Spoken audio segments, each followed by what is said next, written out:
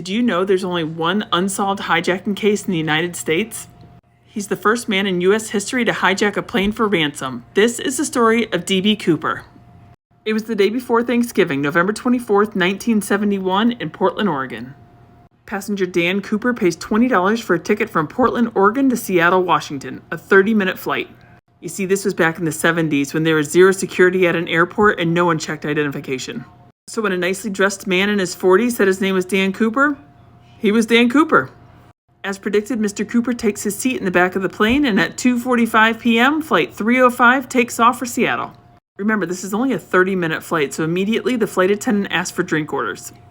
Mr. Cooper orders a bourbon and soda and slips the flight attendant a note. Assuming he was trying to flirt with her, she ignores the note. He was persistent, though, in encouraging her to read it. Needless to say, she is absolutely shocked when she reads it, and it says, "Miss, I have a bomb, and I would like you to sit next to me."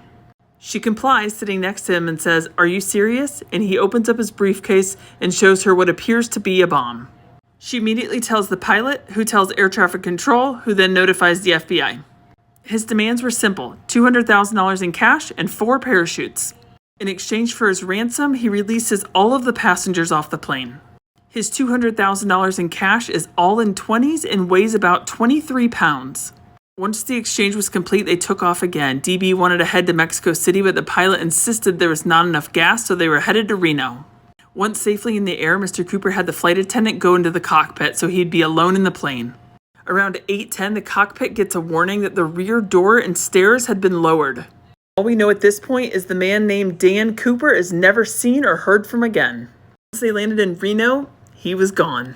The only thing he left behind was a tie and a cigarette butt. Based on the time they think he jumped, the FBI had a 28 square mile radius to cover. So the next morning on Thanksgiving Day, the FBI launched one of the biggest search parties in U.S. history. But nothing was found. Of course, the news covered the story and wrote in the newspaper that the man's name was D.B. Cooper. It had always been Dan Cooper, but they thought D.B. Cooper sounded better. So even back in the 70s, no one really gave a crap about telling the truth in the news. Then, on February 7th, 1980, the first big break came. A man and his son were collecting firewood and found what they thought was trash. Come to find out, it was $5,800 in cash that linked back to the serial numbers that had been given to D.B. Cooper. No one knows what happened to Dan Cooper that night. Considering it was November, the wind chill was below freezing, and it's believed he landed in water, it's highly likely he died that night.